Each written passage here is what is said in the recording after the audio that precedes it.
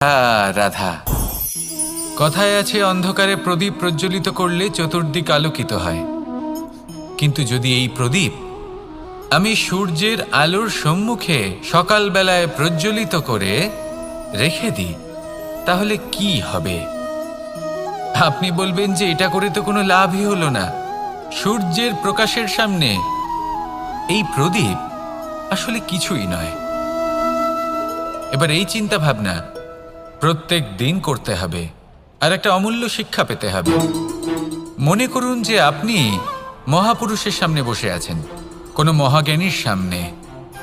তাহলে সেই ব্যক্তির সামনে নিজের জ্ঞানের প্রদীপ প্রজ্বলিত করবেন না,